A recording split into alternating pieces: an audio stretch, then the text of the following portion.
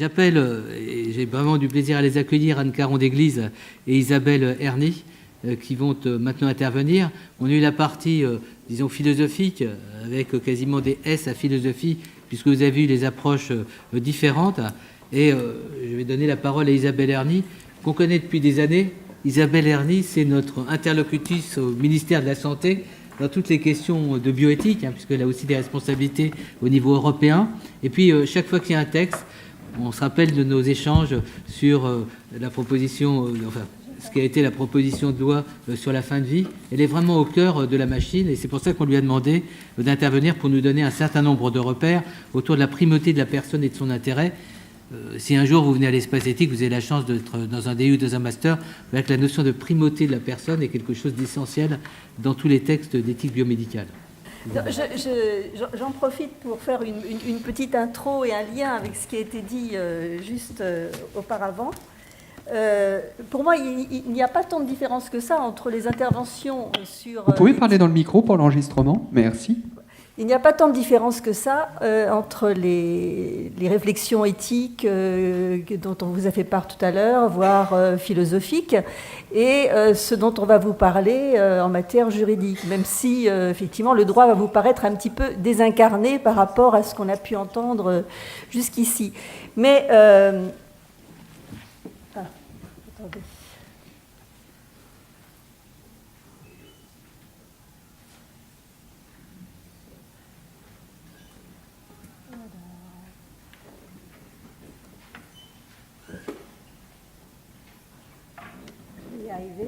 C'est évidemment le dernier. On va être au courant de toutes les activités personnelles, professionnelles d'Isabelle. Vous auriez vu la tête de mon petit-fils, ça n'aurait pas été une catastrophe. Oui, donc simplement ce que je vais vous dire, c'est que les règles de droit dont je vais vous faire part, en fait, trouvent leur fondement dans les matières qui nous intéressent, dans ces réflexions éthiques. Le droit n'arrive pas par hasard, il est la suite d'une démarche, et d'une démarche, notamment quand on pense à la loi droit des malades du 4 mars 2002, d'une démarche collective qui a associé vraiment les malades et les différentes parties prenantes de l'élaboration d'un texte. Tout ce dont on va parler au-delà de cette loi de 2002 vient s'inscrire dans ce cadre de départ que sont les droits des malades. Alors je sais qu'on n'aime pas ce terme-là. À l'époque, on a préféré d'ailleurs parler de personnes malades plutôt que de patients. Puis le mot patient est revenu à la mode. Mais c'est vrai que je suis d'accord avec monsieur qu'il est plus facile de parler de personnes malades, voire d'usagers du système de santé, qui est un autre mot à la mode, puisque l'éthique comme le droit n'échappe pas au phénomène de mode. Alors, maintenant, il faut que je sache utiliser ce truc. Ça marche comment? Sinon, en descendant Ah, voilà. C'est plus simple comme ça, non? Je vais conclure sur l'autonomie, mais moi-même, je ne suis pas très autonome dès lors qu'il s'agit de technique. Alors, j'en profite aussi pour vous dire qu'il y a une petite erreur. Là? D'accord. Qu'il y a une petite erreur dans le titre de mon ministère qui ne s'appelle plus des affaires sociales et de la santé, mais des solidarités et de la santé. Mais j'ai vu que Emmanuel aussi a cette erreur dans ses diapositives. J'espère qu'on en fera d'autres plus graves. Donc le droit dont je vais vous parler a des fondements éthiques et il sert lui-même de cadre à des réflexions éthiques parce qu'il ne répond évidemment pas à toutes vos questions de terrain. Il ne peut fournir que des cadres et un repère. Ce n'est que sur certains points plus spécifiques que les réponses sont plus précises. Mais moi, je vais m'en tenir, puisque je vais vous parler du principe de primauté de la personne, au grand principe du droit. Alors, ce principe de primauté, vous le retrouvez dans la Convention européenne des droits de l'homme et de la biomédecine, qui ne parle pas que de bioéthique, mais qui parle aussi des droits des personnes malades et des respects des droits des personnes. Donc on a un article 2 qui parle de primauté de l'être humain. L'intérêt et le bien de l'être humain doivent prévaloir sur le seul intérêt de la société et de la science. Comme vous voyez, c'est un article de portée très générale. Ensuite, si on revient en France, dans le Code civil, vous avez tout un chapitre consacré aux droits de la personne et ces articles-là sont issus de la loi de juillet 1994 relative au respect du corps humain, qui était une des premières lois bioéthiques, puisque en 1994, on avait 3 lois bioéthiques, dont celle qui inscrivait ces articles 16 et suivants dans le Code civil. Donc la loi assure la primauté de la personne, vous avez bien le terme, et interdit toute atteinte à la dignité de celle-ci et garantit le respect de l'être humain dès le commencement de sa vie. Voilà. Donc c'est un principe de primauté de la personne qui se décline ensuite en termes de droit. C'est là que je vais devenir peut-être un peu plus austère. Donc je parle de droit de la personne malade, de droit de l'usager du système de santé, comme je vous ai dit tout à l'heure. On les retrouve ce sont en fait les principes de l'éthique médicale internationalement reconnus, qu'on a évoqués tout à l'heure, l'autonomie, la bienveillance, la non-malfaisance et la justice ou l'équité. Ils sont inscrits donc dans les grands textes internationaux. On a parlé de la Convention de Nuremberg, mais je vous ai aussi parlé de la Convention des droits de l'homme. On retrouve ce principe décliné dans la jurisprudence de la Cour européenne des droits de l'homme et dans la Charte des droits fondamentaux de l'Union européenne. Mais plus concrètement, il figure en bonne place dans le Code de la santé publique, donc dans la loi du 4 mars 2002, dont je faisais état tout à l'heure, et qui a transformé les obligations déontologiques des médecins en droits des personnes malades. Donc vous avez un titre premier sur les droits des personnes malades et des usagers du système de santé, avec 2 chapitres qui sont consacrés aux principes de droit que je vais décliner ensuite. Et ils ont été largement rappelés dans la dernière stratégie nationale de santé, ainsi que dans la charte du parcours de santé de la Conférence nationale de santé, qui place la personne malade au cœur du parcours de soins. Donc ces droits attachés à la primauté de l'être humain, c'est un droit d'accès équitable à des soins appropriés, c'est surtout sur cet adjectif-là que nous arrêterons, le respect de la dignité de la personne et l'autonomie de la personne, mais que j'aborderai vraiment du point de vue des grands principes, puisque Anne Caron d'Église en parlera de façon plus précise. Donc d'abord, un droit d'accès équitable à des soins appropriés. On voit bien là que le malade doit être, ou la personne qui a besoin de soins, est mise au cœur du dispositif. Donc on se rattache bien là au principe de primauté de la personne.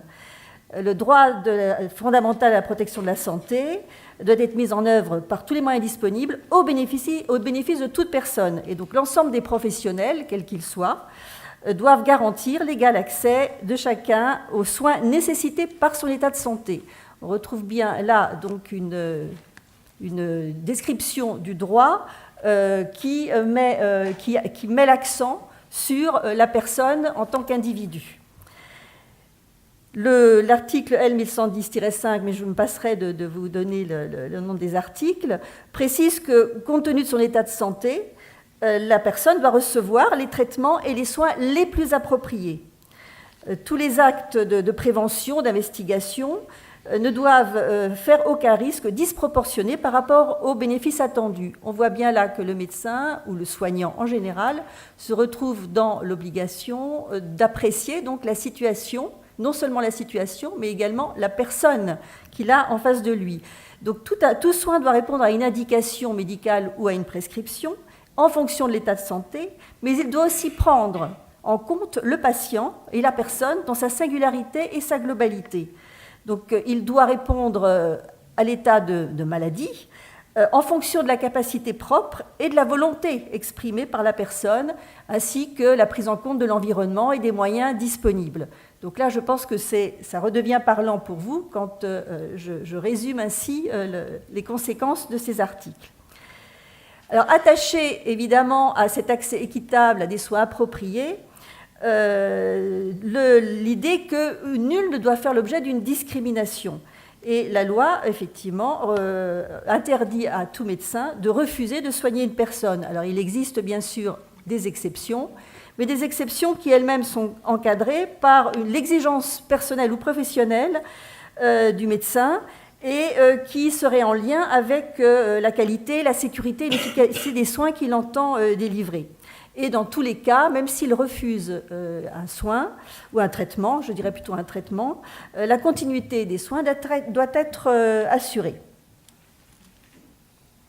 Donc, ce principe d'accès équitable à des soins de santé appropriés et proportionnés, bien sûr, doit être questionné en fonction de votre pratique. Alors, dans la prise en charge à domicile, je me suis permis une petite réflexion en me disant que c'était sans doute le domicile, parmi les atouts que cela représente, c'est une approche individualisée, contextualisée, comme on l'a vu tout à l'heure, écologique, comme disent les Belges, c'est-à-dire tenant compte de l'environnement personnel et qui est en dehors des contraintes de l'organisation collective, qui certes peut apporter des garanties de transparence, comme on l'a dit, mais qui peut aussi comporter de nombreuses contraintes dues à l'organisation collective. Il y a bien sûr des points de vigilance dès lors que l'on agit à domicile. C'est comment assurer la sécurité sanitaire et la qualité des soins dans un contexte domicile qui n'est pas forcément prévu pour des cas qui peuvent être lourds, de disposer donc des moyens adaptés à la prise en charge et donc de ne pas s'obstiner à vouloir conserver la personne au domicile. Et là, peut-être qu'une négociation peut s'engager avec elle parce qu'elle a le droit de choisir de rester chez elle, mais que la meilleure prise en charge pour elle pourrait être plutôt une structure collective.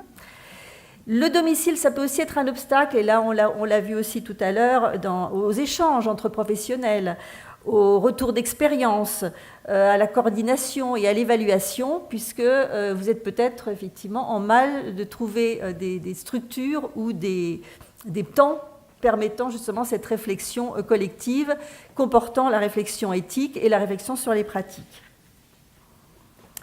Alors le deuxième principe qui découle de celui de primauté de la personne, c'est bien sûr le respect de la dignité de la personne. Alors je ne reviendrai pas sur ce qui a été dit par les philosophes à ce propos, et pour m'en tenir à ce que dit le droit. Donc le droit, il passe par bien sûr la protection de l'intégrité de la personne, l'intégrité physique. Chacun a droit au respect de son corps. Il ne peut être porté à l'atteinte du corps humain que pour des raisons médicales et avec toujours le consentement de la personne recueillie préalablement. Et j'ai ajouté que sur le plan pénal, on l'avait évoqué tout à l'heure, si un soignant a connaissance d'une atteinte à l'intégrité de la personne qu'il soigne à son domicile, il est tenu par le code pénal effectivement de faire remonter cette information. C'est une obligation pour lui. Mais surtout, enfin je dis surtout, là, bien sûr les atteintes au corps et les atteintes à la, à la pudeur qu'on a évoqué tout à l'heure, c'est quelque chose d'important, mais l'atteinte à l'intégrité, et c'est aussi les atteintes à la vie privée et à la confidentialité des données personnelles, qui, vous le comprenez bien, à domicile est quelque chose qui prend toute sa valeur. Donc toute personne prise en charge par un professionnel de santé a droit au respect de sa vie privée et des secrets des informations la concernant. Et ce secret couvre l'ensemble des informations qui la concernent, donc pas seulement les informations médicales, mais toute information qui aurait pu venir à l'oreille du soignant. Il est donc tenu à un secret professionnel qui est sanctionné pénalement. Mais je m'y arrête un instant parce que le secret professionnel a beaucoup évolué ces derniers temps avec l'introduction d'une nouvelle notion qui est celle de l'équipe. Alors c'est vrai, c'est surtout vrai dans les structures, dans les établissements, mais je pense qu'à domicile aussi, cette notion d'équipe ne vous est pas étrangère. Donc je voulais faire un point sur le secret médical et le secret professionnel qui, d'une valeur absolue jusque dans les années 2000, est en train d'être percuté par ce qu'on appelle l'échange et le partage des informations, très en lien en fait avec les nouvelles pratiques médicales. Donc vous avez deux notions, la notion d'échange et la notion de partage. Échanger, c'est la notion la plus légère, c'est-à-dire plusieurs professionnels qui prennent en charge, mais qui sont identifiés, qui prennent en charge une personne, peuvent échanger des informations, mais à condition qu'ils participent donc à sa prise en charge et que ces informations soient strictement nécessaires à la coordination et à la continuité des soins.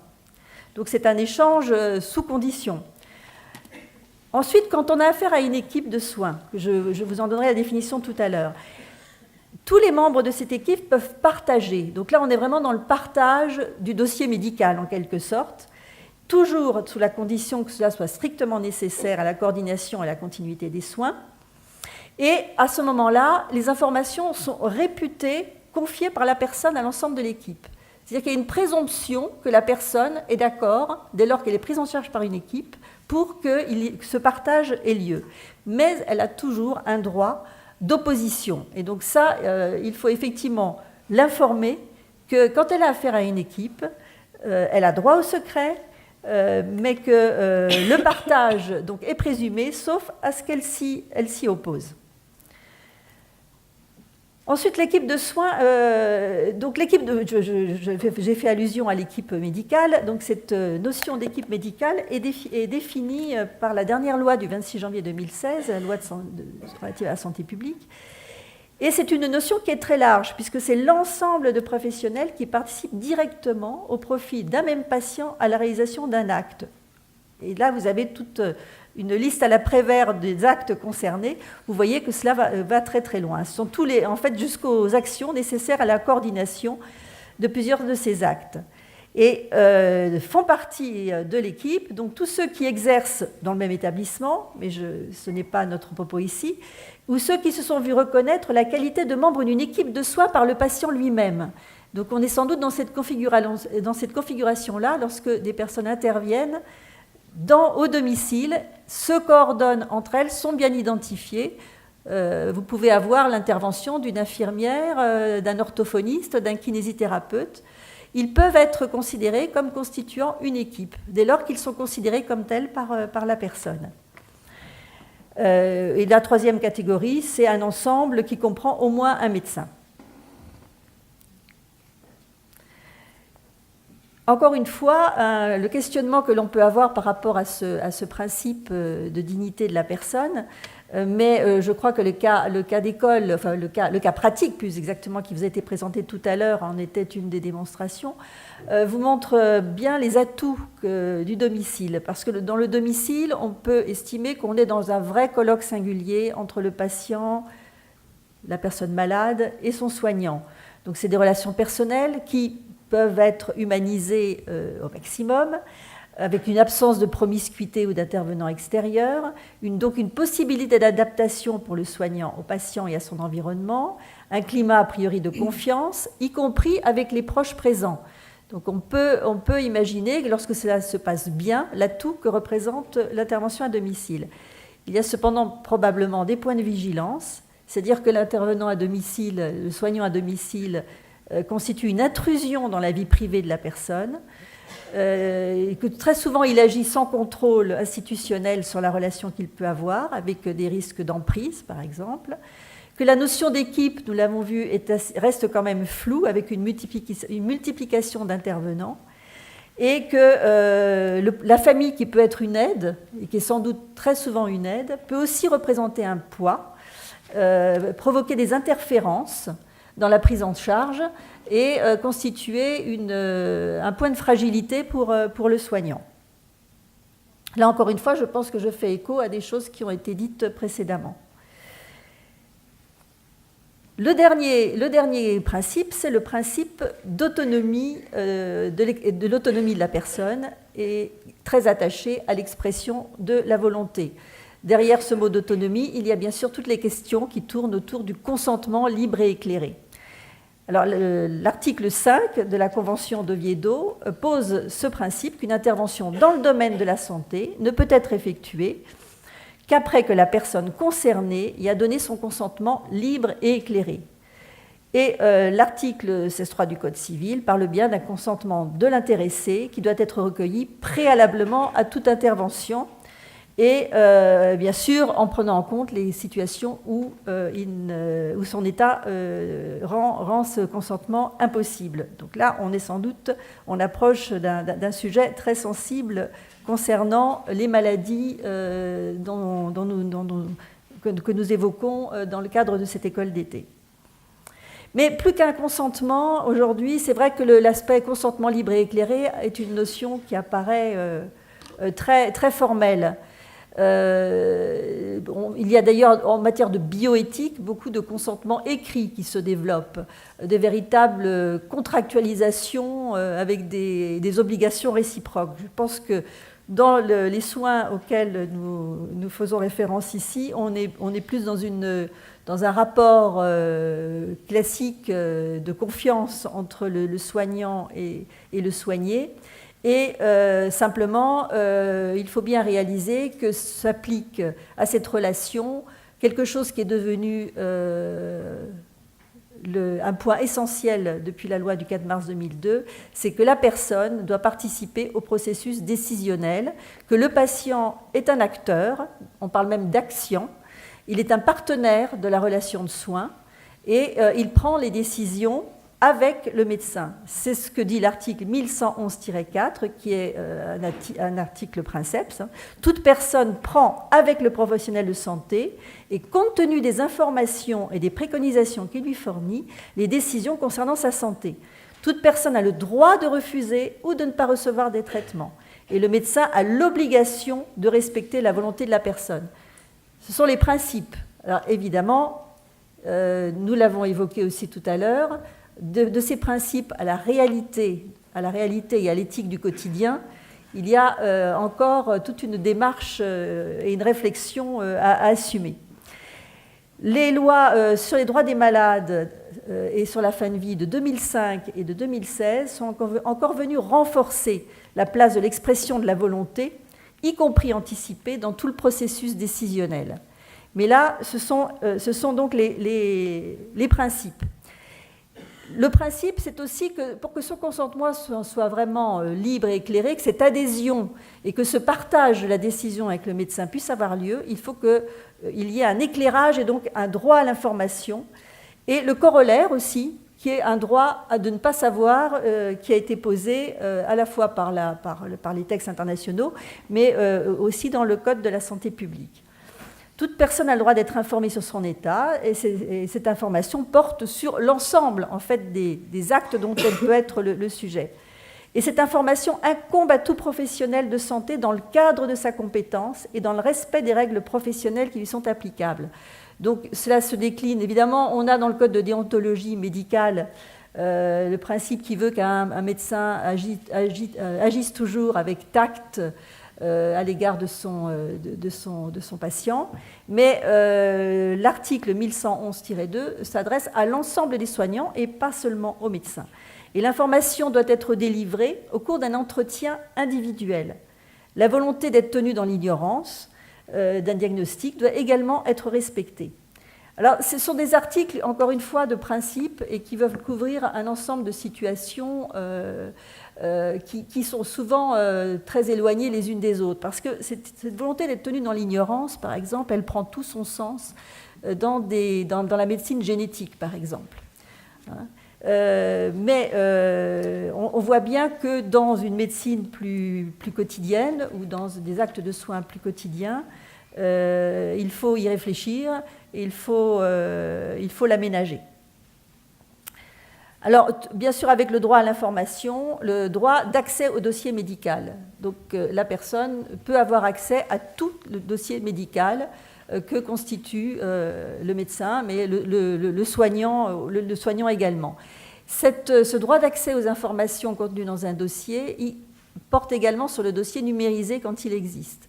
Et une dernière décision de la CNIL vient renforcer d'ailleurs cette obligation d'ouvrir le dossier à la demande, y compris numérique, à la demande de la personne. Bon, là, on est sans doute très loin des relations que vous pouvez avoir dans votre quotidien. Mais c'est important de le rappeler. Donc, je voudrais quand même faire un point sur la place de la famille et des proches dans les relations que peut entretenir un soignant avec le soigné dans le cadre des maladies neurodégénératives. On est quand même là, bien sûr, les principes doivent toujours constituer un point de repère. La personne est toujours le seul interlocuteur, c'est celle qui est au cœur de la pratique, au cœur de la prise de décision et ensuite au cœur des décisions successives et des actes successifs. Et toute personne donc prend des décisions avec le professionnel de santé en ce qui concerne sa santé, mais on peut élargir la santé à tous les actes de soins que nous avions également évoqués tout à l'heure. La loi, néanmoins, au-delà de ces principes, reconnaît le rôle de la famille qui constitue souvent les aidants, les accompagnants, mais pas toujours les représentants de la personne. Donc ça, il faudra bien faire la part des choses entre cette notion d'aide, d'accompagnement, et par ailleurs la notion d'assistance juridique et de représentation juridique qui sont d'un autre ordre et qui peuvent ne pas forcément recouper le statut familial. Le secret médical donc, s'oppose bien sûr, ne s'oppose pas à ce que s'oppose à la famille. Enfin, le secret médical joue également à l'encontre des membres de la famille. La relation entre le soignant et le soigné fait que si le soigné ne souhaite pas qu'il y ait de partage ou d'échange avec les membres de sa famille, il a droit à ce secret. Mais cela ne s'oppose pas à ce que le médecin, s'il n'y a pas d'opposition de la personne, donne aux membres de la famille les éléments d'information qui lui permettent justement d'assumer son rôle d'accompagnant et d'aide. Donc le législateur a pris en compte cette dimension. Et puis, depuis la loi du 4 mars 2002, est apparue dans le paysage une nouvelle personne qui est la personne de confiance, accompagnateur de la personne et témoin privilégié de ce que peut être sa volonté. Donc toute personne peut désigner une personne de confiance. Les limites en sont données par le terme lui-même de personne de confiance. Il faut bien savoir choisir cette personne. Et cette désignation est quand même faite par écrit, et elle est co-signée par la personne, et elle est révocable à tout moment. Et si le patient le souhaite, la personne de confiance peut l'accompagner dans tous ses entretiens médicaux et l'aider dans ses décisions. Donc la personne de confiance le malade ou la personne soignée peut imposer au soignant la présence de sa personne de confiance. Alors je voudrais appeler l'attention sur le fait que la personne de confiance n'est pas réservée aux situations de fin de vie, parce que c'est effectivement un des éléments pivots maintenant dans les lois relatives à la fin de vie, mais son rôle n'est pas limité à cette situation-là. Elle n'est pas non plus limitée à l'hospitalisation, c'est-à-dire qu'une personne de confiance peut intervenir, y compris dans les prises en charge à domicile. Et je voulais aussi appeler votre attention sur le fait que nous sommes en présence désormais de 2 personnes de confiance, et il va falloir sans doute rationaliser les choses à cet égard. C'est que nous avons une personne de confiance dans le Code de la santé publique, et il y en a maintenant une dans le Code de l'action sociale et des familles. Leur rôle, leur mission ne sont pas exactement les mêmes. D'abord, la personne de confiance du Code de la santé publique n'intervient que dans les actes de soins, alors que la personne de confiance du Code de l'action sociale et des familles intervient de façon plus large dans les activités et les relations avec les établissements, avec tous les intervenants sociaux. Le principe d'autonomie, il doit être à son tour, on le voit bien, questionné en cas de perte d'autonomie, justement, puisque on risque d'être dans des configurations où la personne peut ne plus être tout à fait en état d'exercer ce droit à l'autonomie et donc d'adhérer ou de participer à un processus décisionnel où elle pourra y participer, mais en étant dans un état de grande vulnérabilité. Donc il est évident que l'autonomie du patient est un enjeu majeur de vos prises en charge à domicile, enfin, dans le cadre plutôt des maladies neurodégénératives. Quand est-ce que le consentement peut être considéré comme libre et informé ? Quelle est sa validité ? Quelle forme doit-il prendre ? Peut-on imaginer des formes dégradées, entre guillemets, de l'adhésion à l'acte de soins ? C'est également un enjeu majeur, bien sûr, de la prise en charge à domicile, parce que À domicile, on peut être en présence de personnes très isolées, avec personne pour l'accompagner, personne pour éclairer ce que pourrait être sa volonté. Et donc on pourrait se retrouver dans des situations d'emprise au pire, de malentendus au moins, qui sont très, très dommageables. Ou au contraire, on peut se trouver dans des situations où c'est la famille qui va prendre le relais alors qu'elle n'en a pas forcément la légitimité. Et donc faire part de ses propres souhaits, de ses propres désirs, de ses propres volontés, au détriment de celle de la personne. Il existe bien sûr des outils juridiques pour remédier à ces situations ou pour tenter d'y remédier. Alors c'est bien sûr encourager la personne, quand elle est encore en capacité de le faire, à désigner une personne de confiance, à désigner des mandataires, et éventuellement, mais là c'est pour la toute fin de vie et uniquement pour la toute fin de vie, à rédiger des directives anticipées.